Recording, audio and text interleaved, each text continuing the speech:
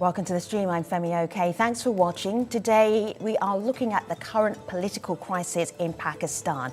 If you have questions, thoughts, comments, be on YouTube and be part of this discussion. I will do my best to put your questions to our guests. So we start to talk about the recent unrest in Pakistan with Khawaja Mohammad Asif, Pakistan's Minister of Defence. Minister, it is good to have you. I describe the situation in Pakistan right now as a political crisis.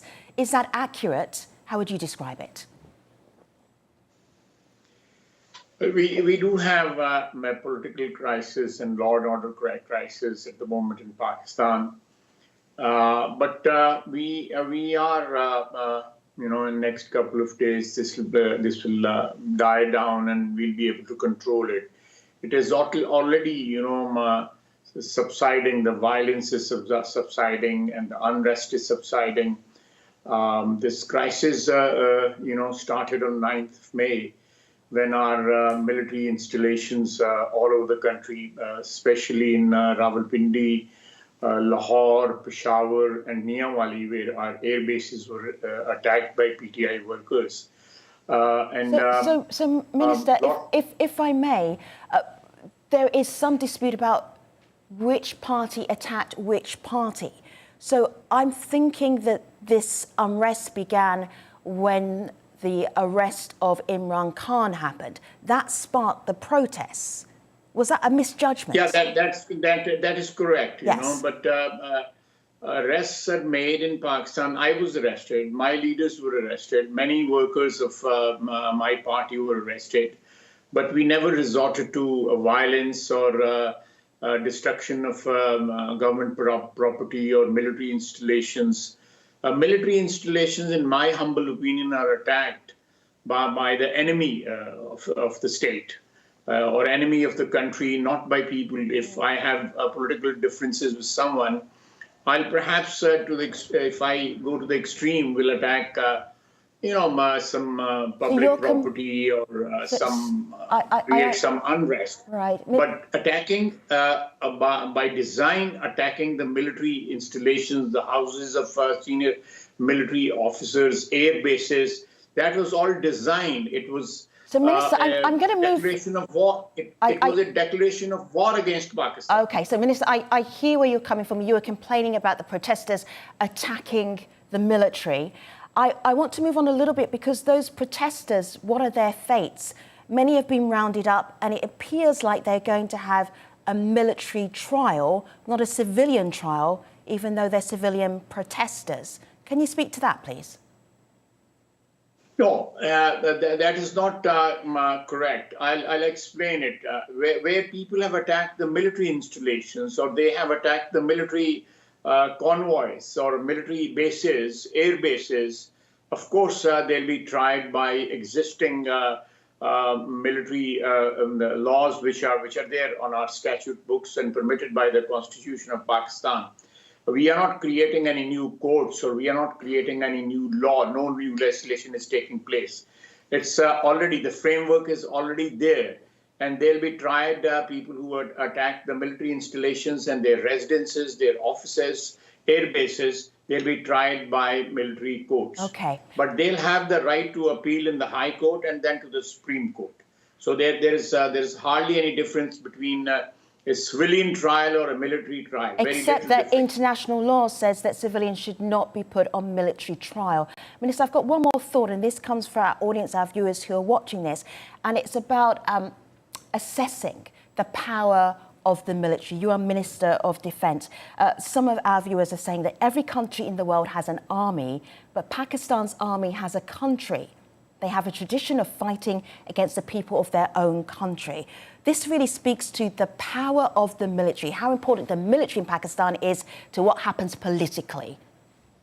Minister, thoughts? Yeah, we have had four times military took over the government in the 60s, 50s, 60s, then later part of the 70s, then in the 80s, and then earlier this century, from 1999 to I think 2000, 2008. 4 stints of government, almost 37 years we have been ruled by military. Right. That is correct, So that is correct. So, Minister, how do you get out of this current situation? It is, as you would say, a political crisis. How do you end the political crisis? Just in a sentence, so I can move on.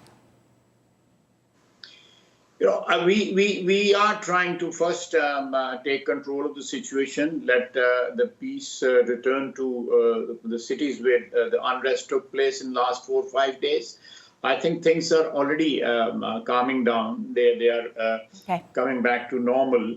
A couple of days and things will be back to normal, and elections will be held on schedule in October.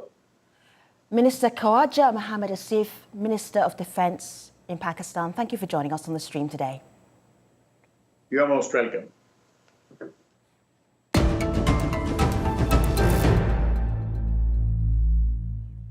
So the former Prime Minister of Pakistan, Imran Khan, is at the centre of a political crisis right now. But how did we get here? Let me take you back to April of 2022, give you a timeline of events. In April of last year, the power struggle started, and that was when Prime Minister Imran Khan, or the former Prime Minister Imran Khan, was ousted from office in a parliamentary no confidence vote. Then we moved to March of this year, and that is when Khan evaded court order arrest in Lahore. And since then, there have been more than 100 legal cases against him, including charges against corruption, inciting terrorism, blasphemy, and then bring us right up to date, May of this year, on May the 9th, arrested by paramilitary forces, then released on bail and fearing arrest again. I'm just looking at a headline here from today, earlier on today, and the headline says, Imran Khan fears arrest, says police have surrounded my house. With us to talk about this situation in Islamabad, Zara Zaman, journalist and Pakistan bureau chief for Voice of America. In Washington, D.C., Uzair Yunus, director of the Pakistan Initiative at the Atlantic Council. And in Lahore, Pakistan, Shafkat Mahmood, a senior member of the Pakistan Tehreek-e-Insaf Party, or PTI. Guess it's really good to have you. I'm just wondering, in a sentence, if you could describe what is happening in Pakistan right now. Pakistan politics are always vibrant, colourful, passionate, dramatic, epic. Sarah, what would you say is happening right now in your country? Well, along with being vibrant, it has now also become rather chaotic. And last week, we saw the chaos. Right now, we're still seeing a lot of uncertainty. The chaos has settled down, but I don't understand how, when the defense minister was saying things are going to get better in the next few days, I don't understand how, because Imran Khan, who had received immunity from arrest until May 31st from a court, is now once again facing uncertainty because the government in Punjab has said that they have given PTI 24 hours notice because their claim is that there are 40 trained terrorists that are holed up in Zaman Park, which is Imran Khan's private residence in the eastern city of Lahore. The government hasn't said what's going to happen at the end of those 24 hours. They haven't given any information about who these terrorists are. So again, we're dealing with uncertainty, as just as the headline that you read. Imran Khan, when he spoke to his supporters this evening, the tweet said that this could be his last address before his arrest. So we once again don't know if he's going to get arrested tomorrow or not. Shafkat, I was slightly taken aback when the minister said, I've been arrested. It almost sounded like being arrested, if you're in politics, is normal, business as usual. How is Imran Khan right now? How is he thinking? What is his plan? What is the PTI plan? Well, immediately, his house is surrounded by the police, and we are expecting any time some kind of an assault. Has happened before. It may happen again. The pretext this time is that there are 30, 40 terrorists there. Imran Khan himself personally, as well as the party, has said that you bring some police delegation and the journalists, they can all come in and see if there are any terrorists hiding there. So there is a standoff right now. But, this is, I was surprised when the minister said, and I agree with Sarah, that political crisis is going to end. It's not going to end like this. If there are over 7,000 people arrested, if raids are continuing, if people's sanctity of their homes is being violated, then obviously crisis will not end in a hurry. the way the crisis can end. And I think that is really the if you will, the main reason for all of this is that the ruling alliance, PDM, just does not want to go to an election, knowing full well that if they go into an election, they will lose, and they lose badly. So they are trying everything to disqualify Mr. Imran Khan, to arrest him, to put him behind bars, to ban the party, intimidate the party, arrest its workers.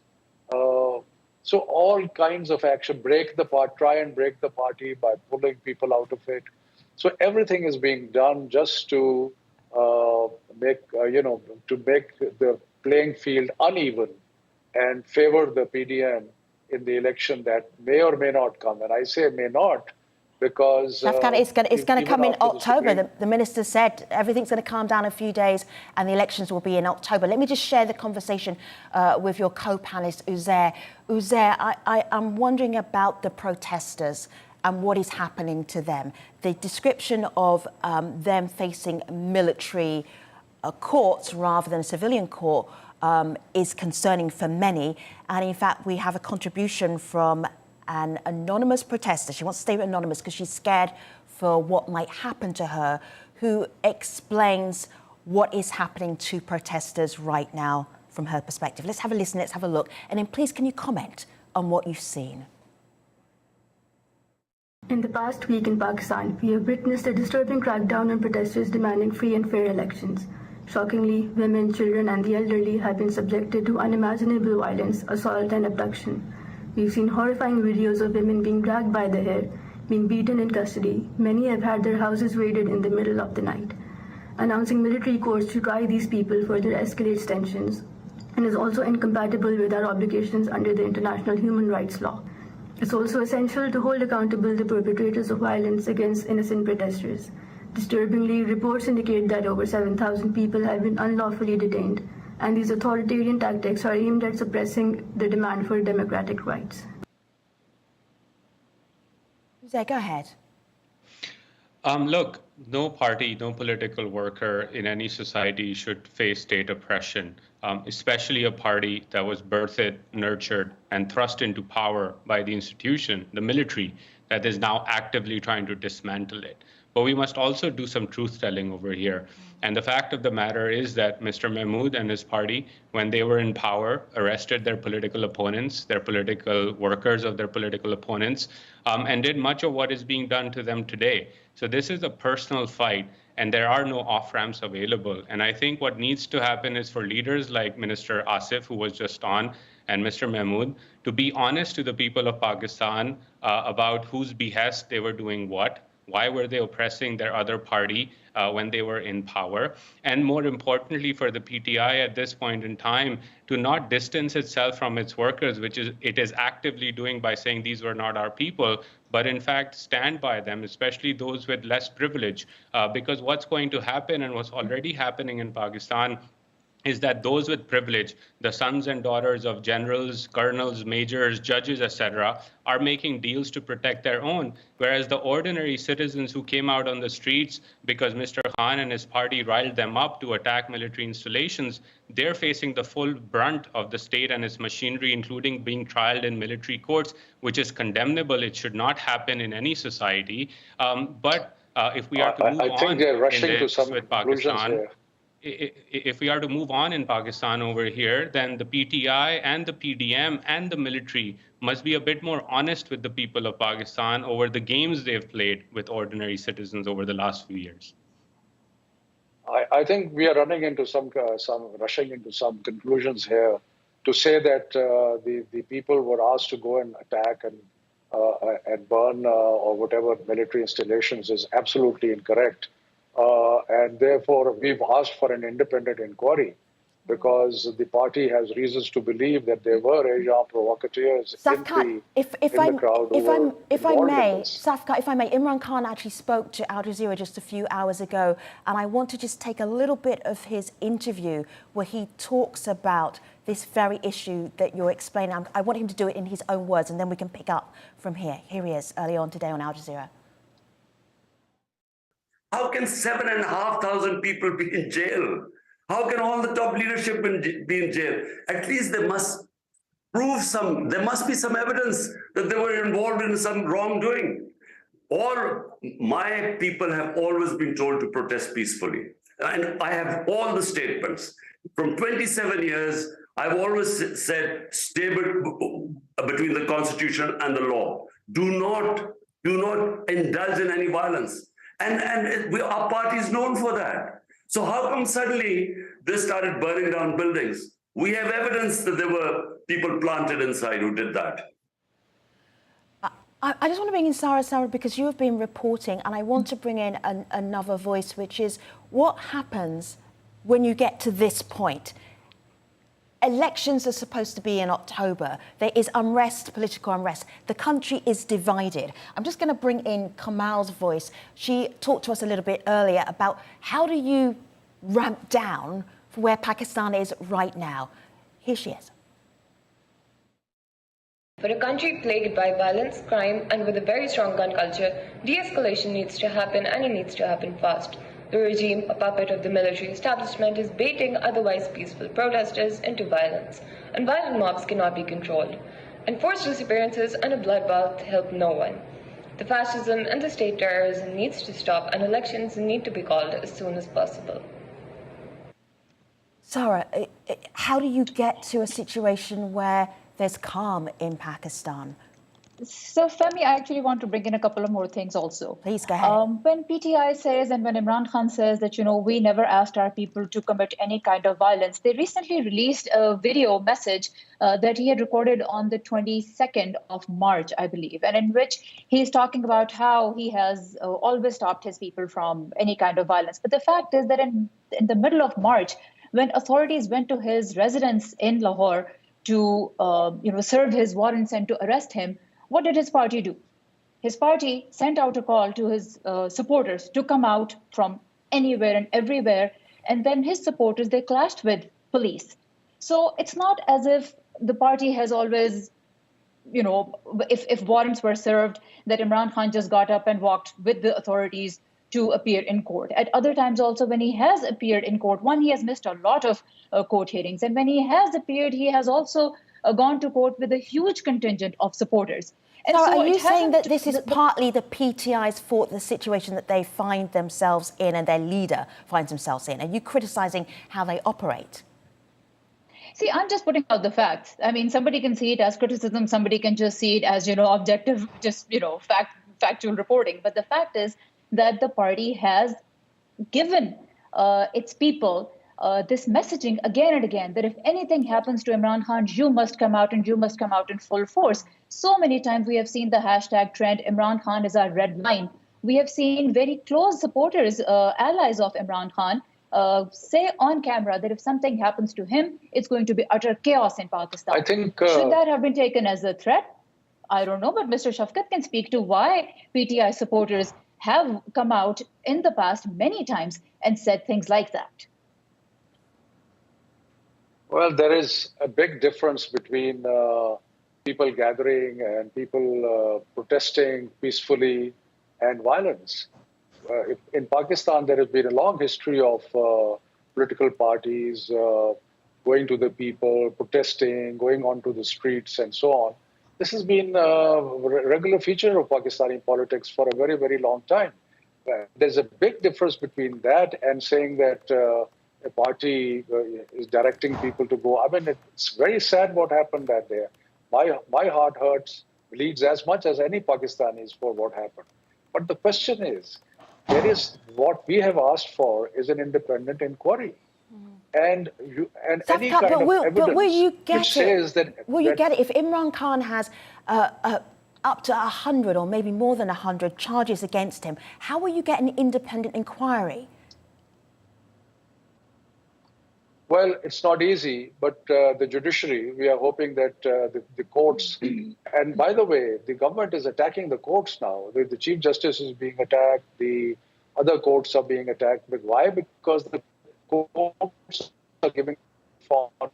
Safka, I'm going to come back to you because you're breaking up a little bit. But I do want to clarify just one point. Yes, go ahead. Femi, I do want to clarify this much, that I'm not saying that all of the violence was perpetrated by PTI supporters alone. I mean, there could be troublemakers, there could be, planted people. I don't have any independent information on that. And just as PTI is demanding an independent inquiry into the protest, and the government is, laying out its own charge sheet, I'm not saying that it was all PTI people. What I would like to do for our viewers, because I know you've been reporting on the ground, is to give our viewers a sense of how passionate PTI supporters are, what they're doing around Imran Khan's home to fortify it. Have a look at this clip. It gives you a sense of the loyalty of PTI members. Let's have a look.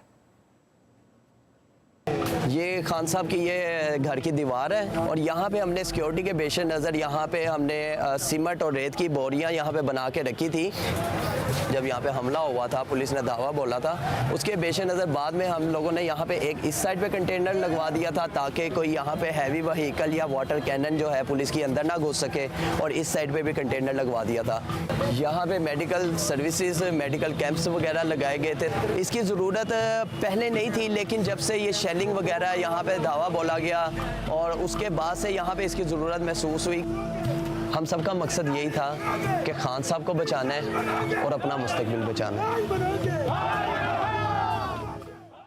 This has got to be the very definition of loyal, with your followers surrounding your home. They've got a water cannon there.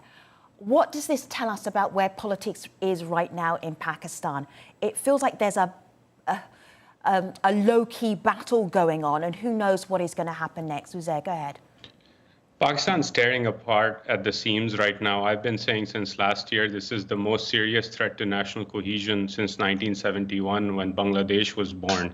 And to Mr. Mahmood's point, if the PTI was not sending its people to attack military installations, then my question is, how did the nephew of Mr. Imran Khan, the leader of the party, end up with the trousers of the general who was living at Jinnah House at that point in time? There's a video available for all to see about that, right? Now, that does not mean that I condone in any way, shape, or form what's happening to the ordinary workers of the PTI or its leadership. What's happening is repression. What's happening is condemnable. And what's happening is should be resisted and talked about openly as violation of human rights in Pakistan. The PTI's demand for elections in the Punjab and Khyber Pakhtunkhwa is legitimate. The government has run away from a constitutional duty to hold elections in Pakistan in a timely manner as mandated by the law. But again, this does not mean that charged up workers of the PTI resist arrest, attack police, attack military installations. And then Mr. Khan himself, a few days ago, said his fight is with the Army Chief General Munir. And today he sang a very different tune, saying that he would never criticize the army or take a fight with them. Well, a few days ago, he was telling his workers that Mr. Munir, General Munir, is responsible for his arrest. And then all of a sudden, his position changes. So again, I will keep repeating this point. Well, I think that Mr. it is important for everybody. An entire charge sheet against Imran. I didn't interrupt you, instead sir. Instead of being an independent analyst, you have you have a long list of things that you attack. I know on Pakistani television you like to interrupt people. Yeah, but my retirement plan is Pakistan television, so I can have 200 guests all debating with each other. That is going to be my retirement plan. But let me show you and tell you what is happening on YouTube right now, guests, because you have sparked a conversation. Sharik, there is no de-escalation. The Pakistan army, says Pranjal, never won a war, never lost an election. And then in the coming weeks, many people are saying we would like an election. When will there be an election? This is a conversation, guest, that I know will continue for many weeks and months to come. We really appreciate your insight, trying to explain what the political crisis means for Pakistan and also for the world. Thank you to Sarah, to Uzair, and also Shafkat, and also to the many viewers who are online right now on YouTube. We really appreciate you.